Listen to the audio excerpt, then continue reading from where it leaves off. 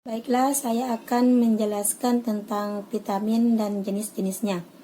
Vitamin itu sendiri yaitu suatu zat senyawa yang sangat dibutuhkan oleh tubuh.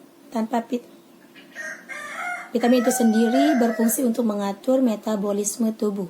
Tanpa vitamin, manusia tidak dapat melakukan aktivitasnya.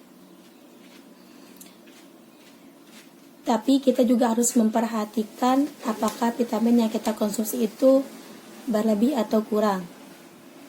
Apabila vitamin yang kita konsumsi itu berlebihan, maka dapat mengakibatkan perubahan pada bagian-bagian tubuh. Sedangkan jenis-jenis vitamin itu dibagi menjadi dua macam, yaitu vitamin larut air dan vitamin larut lemak. Vitamin larut air yaitu vitamin B dan vitamin C. Vitamin B itu sendiri dibagi menjadi beberapa macam, yaitu vitamin B1 yang sering disebut dengan anti beri-beri. Vitamin B2 vitamin B2 pada sayuran, vitamin B3 banyak ditemukan pada makanan hewani, vitamin B5, vitamin B6 banyak ditemukan pada hati, vitamin B11, dan yang terakhir itu vitamin B12 yang sering dikenal sebagai vitamin anti anemia perniciosa. Sedangkan vitamin C yaitu vitamin yang banyak terdapat dalam sayuran, buah-buahan, hati, dan ginjal. Sedangkan vitamin larut lemak yaitu vitamin A, vitamin D, vitamin E, dan vitamin K. Baiklah, sekian dari saya, kurang lebihnya saya mohon maaf. Terima kasih. Assalamualaikum warahmatullahi wabarakatuh. Saya Maya Febriani akan menjelaskan tentang fungsi dari vitamin. Yang pertama saya akan jelaskan fungsi vitamin B1. Pertama, sebagai koenzim dari enzim yang diperlukan dalam metabolisme karbohidrat. Yang kedua, untuk mempengaruhi keseimbangan air yang ada di dalam tubuh. Yang ketiga, untuk mempengaruhi penyerapan zat lemak oleh jonjot usus. Dan yang keempat, memelihara nafsu makan dan pencernaan yang sehat. Di sini contoh bahan makanan yang mengandung vitamin B1 yaitu kuning telur, gandum, wortel, dan lain-lain. Selanjutnya fungsi vitamin B2, 1 untuk memindahkan rangsangan sinar ke saraf mata, 2 sebagai enzim pada proses oksidasi di dalam sel, yang ketiga memelihara jaringan kulit sekitar mulut, yang keempat memelihara nafsu makan dan fungsi saraf, yang kelima menghasilkan energi dan sel. Sumber makanan B2 ditemukan pada sayuran segar, kacang kedelai, kuning telur, dan susu. Selanjutnya fungsi vitamin B3. Yang pertama pertumbuhan dan pembanyakan sel, yang kedua memelihara pencernaan, yang ketiga mencegah penyakit pellagra, dan yang keempat sebagai koenzim yang diperlukan oleh semua proses hidup dalam sel. Vitamin B3 banyak ditemukan dalam berbagai jenis variasi makanan hewani seperti hati, ginjal, daging unggas, dan ikan. Selanjutnya fungsi vitamin B5, 1 bahan pelengkap koenzim yang penting dalam pembentukan karbohidrat, lemak, dan protein. Yang kedua menjaga tingkat normal gula darah. Vitamin B5 juga dapat ditemukan dalam jenis variasi makanan hewani dan nabati. Contoh makanan hewani seperti daging, susu, ginjal, dan hati. Contoh makanan nabati seperti sayuran hijau dan kedelai hijau. Fungsi vitamin B6 yang pertama untuk pertumbuhan dan pekerjaan urat saraf, yang kedua pembentukan sel-sel darah merah dan sel-sel kulit. Di sini dijelaskan juga mengenai vitamin B11, penting untuk pembentukan sel darah merah, atianemia perniciosa, pembentukan asam nukleat DNA dan RNA seperti metabolisme kelompok metil. Vitamin ini juga terdapat dalam daging sapi, pisang, lemon, dan sayuran. Yang terakhir fungsi vitamin B12, yang pertama yaitu memetabolisme sel di dalam pertumbuhan, yang kedua memetabolisme pembentukan sel darah.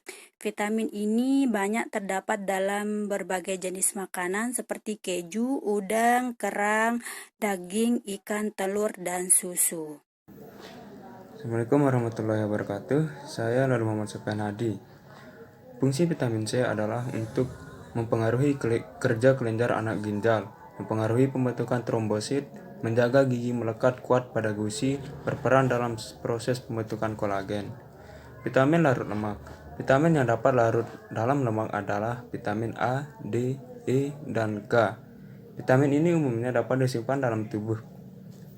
Vitamin A, aserofitol. Fungsi vitamin A di dalam tubuh adalah untuk mempertumbuhan sel-sel epitel. B. Sebagai bahan yang diperlukan dalam proses penerimaan rangsangan cahaya oleh sel-sel basilus pada retina waktu senja. Sumber vitamin A adalah minyak ikan, hati, mentega, serta tumbuhan yang berwarna hijau dan kuning. Tumbuhan berwarna kuning banyak mengandung karotin yang merupakan provitamin A. Di dalam hati, karotin akan diubah menjadi vitamin A. 2. Vitamin D. Vitamin D ditemukan oleh MC Colum, Hess, dan Sherman. Mereka menyebutnya dengan vitamin antirakitis. Sekarang telah ditemukan pada 4 macam vitamin D, yaitu vitamin D1, D2, D3, dan D4. Vitamin D3 adalah yang paling aktif. Fungsi vitamin D dalam tubuh adalah untuk mengatur kadar zat kapur dan fosfor di dalam darah bersama kelenjar anak gondok, parathormon, memperbesar penyerapan zat kapur dan fosfor dalam usus, mempengaruhi kerja kelenjar endokrin, mempengaruhi proses osifikasi. Sumber vitamin D adalah minyak ikan, mentega, kuning telur, susu, dan ragi. Vitamin E. Penemuan vitamin E adalah Evans dan Burr. Kita mengenal ada 3 macam vitamin E, yaitu vitamin E, alpha tocopherol, vitamin E2, beta tocopherol, dan vitamin E3, gamma tocopherol. Fungsi vitamin E dalam tubuh adalah untuk membantu proses pembelahan sel, mencegah pendarahan pada ibu yang sedang hamil, serta dapat mencegah keguguran. Vitamin E banyak terdapat pada susu, lemak, daging, kecambah, kacang hijau atau toge, hati, ginjal, dan kuning telur. Vitamin K. Vitamin K ini ditemukan oleh Dam dan Scudder. Vitamin ini sering disebut antihemorrhagiatau atau pendarahan. Vitamin K dapat dibentuk oleh tubuh sendiri dengan bantuan bakteri usus besar, Escherichia coli. Fungsi vitamin K adalah membentuk protrombin dan di dalam hati. Zat ini penting dalam proses pembekuan darah. Sekian dari saya. Assalamualaikum warahmatullahi wabarakatuh. Assalamualaikum warahmatullahi wabarakatuh. Saya Nining Sulistianingsi dari Farmasi kelas 2A akan mempresentasikan atau menjelaskan pengertian mineral dan apa saja macam-macam mineral. Mineral adalah senyawa alami yang terbentuk melalui proses geologis. Istilah mineral termasuk tidak hanya bahan komposisi kimia tetapi juga struktur mineral. Mineral termasuk dalam komposisi unsur murni dan garam sederhana sampai silikat yang sangat kompleks dengan ribuan bentuk yang diketahui. Macam-macam mineral, yang pertama ada kalsium atau Ca. Kalsium adalah salah satu mineral penting untuk menjaga kesehatan tulang dan gigi.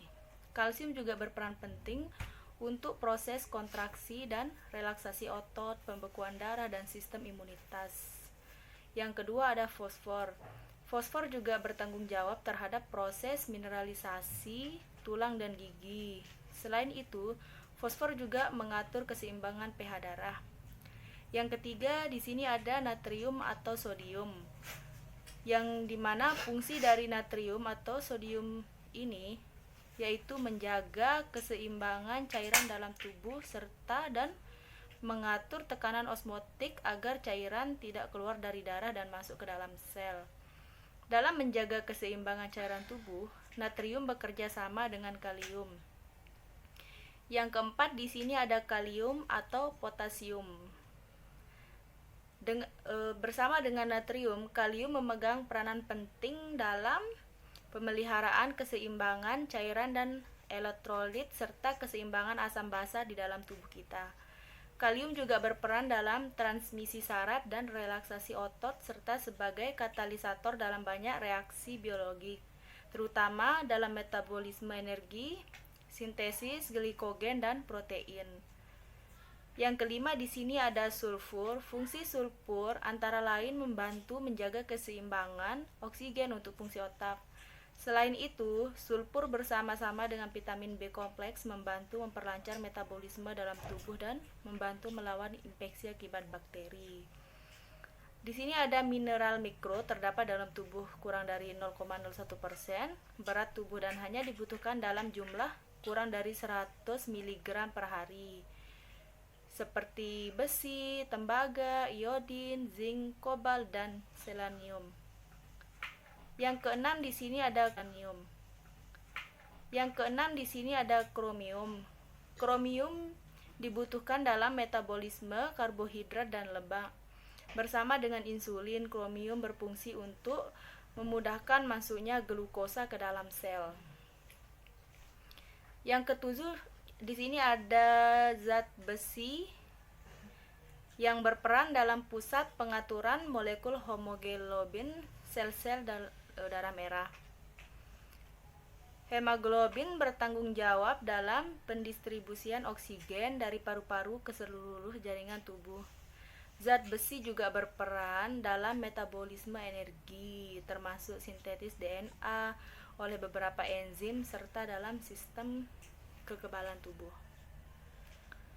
Yang kedelapan ada yodium. Fungsi dari yodium ini adalah untuk pertumbuhan normal, membakar kelebihan lemak tubuh, serta menjaga kesehatan rambut, kuku, kulit, dan gigi. Buah dan sayuran yang mengandung yodium yaitu bawang merah atau tanaman lain yang ditanam di daerah dekat pantai. Yang kesembilan di sini ada magnesium. Magnesium berperan penting sebagai kofaktor berbagai enzim dalam tubuh. Magnesium bertindak sebagai katalisator dalam reaksi-reaksi biologi di dalam tubuh, termasuk reaksi yang berkaitan dengan metabolisme energi. Selain itu, magnesium juga berperan dalam sintetis dan stabilitas banan gen DNA. Yang 10 ada mangan. Mangan berperan sebagai kofaktor berbagai enzim yang membantu bermacam proses metabolisme. Enzim yang berkaitan dengan mangan berperan dalam sintetis ureum, pembentukan jaringan ikat dan tulang, serta mencegah peroksidasi lemak oleh radikal bebas. Mangan juga berperan dalam pengontrolan gula darah, metabolisme energi, fungsi hormon, tiroid, fungsi otak, dan untuk pengontrolan neurotransmitter. Yang ke-11 di sini ada molybdenum, bekerja sebagai kofaktor berbagai enzim, mengkatalis reaksi oksidasi reduksi, penawar racun, alkohol, metabolisme sulfur, dan mencegah anemia. Selain itu, di sini juga ada selenium yang berfungsi sebagai vitamin E, antioksidan dalam. Assalamualaikum warahmatullahi wabarakatuh. Perkenalkan, saya Nurhaliza dari kelas 2A Farmasi. Di sini saya akan menjelaskan tentang golongan obat vitamin dan mineral. Yang pertama, golongan obat vitamin B1 yaitu tiamin. Sediaannya berbentuk tablet, injeksi intramuskular, injeksi intravena. Merek dagangnya Neurobion, Neurodox, dan Parbion. Dengan dosis kekurangan vitamin B1 untuk dewasa 300 mg per hari, untuk anak-anak 10-50 mg per hari. Untuk pencegahan kekurangan vitamin B1, dosis untuk dewasa yaitu 10-25 mg satu kali sehari, dengan satu kali sehari atau dibagi menjadi beberapa dosis. Untuk yang sindrom Wernicke-Korsakoff, untuk dosis dewasa 100 mg pertama kali melalui intravena, setelah itu dilanjutkan 50-100 mg per hari melalui intravena atau intramuskular. Untuk penyakit beri-beri, dosis dewasa 5-30 mg melalui intramuskular satu kali sehari untuk 1 bulan. Untuk dosis anak 10-25 mg melalui intravena atau intramuskular selama 2 minggu dilanjutkan dengan tablet 5-10 mg per hari untuk 1 bulan. Yang kedua, untuk vitamin B2 riboflavin dengan sediaan tablet 5 mg, tablet vitamin dan B kompleks. Merek dagangnya Cernepit, Koropit, Polamil, Vervital, Iberet Folik 500, Obimin AF, Solopit N, dan vitamin kompleks.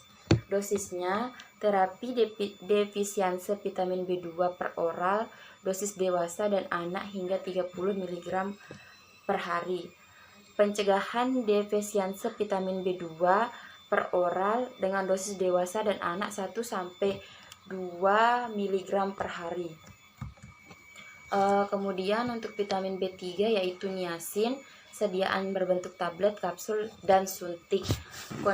Untuk dosisnya, kondisi terkait pelagerat 300-100 mg setiap hari dalam dosis terbagi. Untuk kolesterol tinggi, dosisnya 1000-3000 mg per hari.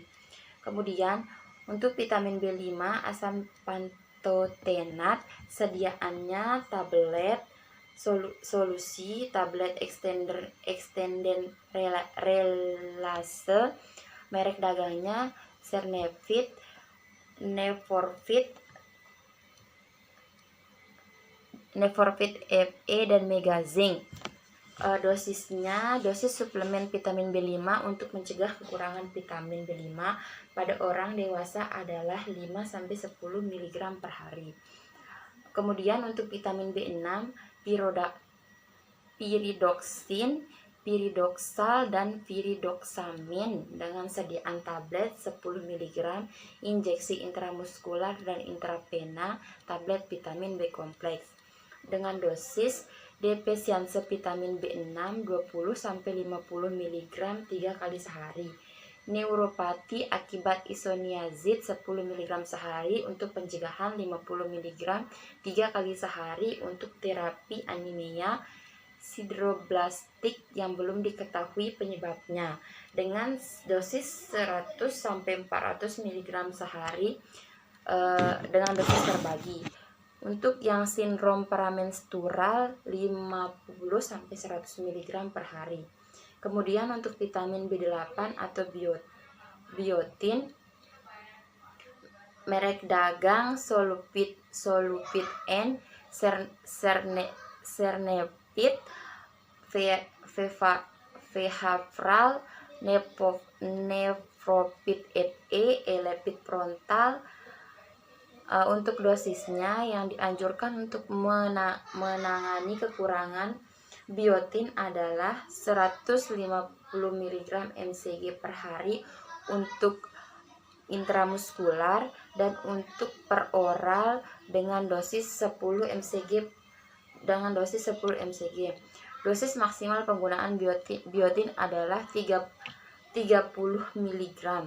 Kemudian untuk yang vitamin B9, polasin, asam folat, dan asam petroliglutamat, merek dagang Adver, Anemolat, Samabion, Ferolat, Folic acid, Polapid, Sangobion, Solupit N, tablet tambah darah, dan Tifilak. Dosis pada ibu hamil untuk menyiapkan proses persalinan adalah 0,4 mg per hari. Untuk anemia pada ibu hamil, dosisnya 0,2-0,5 mg per hari.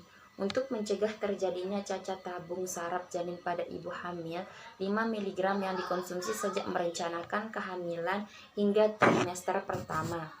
Untuk mencegah anemia akibat defisiensi asam folat 5 mg per hari selama 4 bulan. Selanjutnya vitamin B12 Cobalamin dengan merek dagang Global DHA, Peromax, Jovial Multivitamin Emulsion Gold, Healthy Choice Junior rasa strawberry, Sakatonik liver, dan biopitan. Dengan dosis awalnya 1000 mcg yang disuntikan ke dalam otot sekali sehari selama 6-7 hari. Dosis lanjutan 1000 mcg setiap 2 hari sekali sebanyak 7 kali. Kemudian dengan 100 mcg setiap 3-4 hari sekali selama 2-3 minggu. Dosis pemeliharaannya 100-1000 mg per bulan sepanjang hidup si penderita. Kemudian untuk yang vitamin C atau asam askorbat dengan sediaan tablet dan suntik. Merek dagangnya vitamin C IP, Vitasimin, Sonsi, Sorbapit, Sancorbin, Ulvice, Halostiker Ester C. Dengan dosis tablet untuk dewasa 250 mg per hari selama 250 mg per hari dalam 4 dosis terbagi. Kemudian untuk anak-anak 100 mg per hari dalam 3 dosis terbagi. Dilanjutkan dengan 100 mg per hari sampai gejala reda 1-3 bulan. Untuk yang suntik dewasa 200 mg per hari, untuk anak usia 5 bulan sampai 1 tahun 50 mg per hari, untuk anak usia 1 tahun sampai 11 tahun 100 mg per hari, dan untuk usia lebih dari 11 tahun yaitu dosisnya 200 mg per hari. Kemudian untuk golongan obat mineral yaitu tablet besi atau Fe dengan sediaan tablet, kapsul, sirup, dan injeksi. Merek dagangnya yaitu Ferrofort, Nutrimax, Tenmix, Sangobion, Benine, Supernet Organic Plus, Obimin Plus, Maltopar, Obi Plus, Ultravitan, dan Ironlidan Venoper.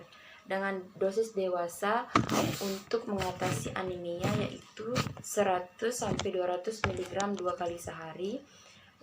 Untuk pencegahan anemia dengan dosis 60 mg per hari. Demikian yang bisa saya sampaikan. Semoga bermanfaat. Wassalamualaikum warahmatullahi wabarakatuh. Bismillahirrahmanirrahim. Assalamualaikum warahmatullahi wabarakatuh.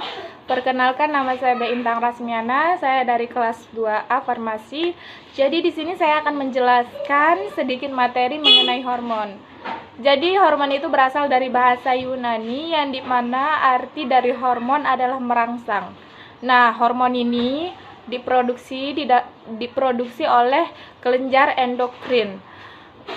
Di mana setelah diproduksi oleh kelenjar endokrin diekskresikan langsung ke dalam darah karena hormon ini tidak memiliki saluran sendiri. Jadi ada beberapa kelenjar endokrin yang ada di dalam tubuh manusia. Yang pertama itu ada yang namanya hipotalamus, hipofisis, tiroid, paratiroid, kelenjar adrenal, pankreas, dan juga kelenjar gonad. Itu beberapa kelenjar yang ada di dalam tubuh manusia. Dan juga ada beberapa efek hormon yang terjadi pada manusia. Yang pertama itu perubahan fisiknya manusia, kedua perubahan psikologis, dan yang terakhir itu perubahan sistem reproduksinya. Itu adalah contoh efek-efek yang terjadi karena adanya hormon. Ada juga beberapa obat hormon. Yang pertama itu obat antitiroid. Contohnya itu ada carbimazole. Yang kedua itu ada obat penghambat gonad, yaitu contohnya adalah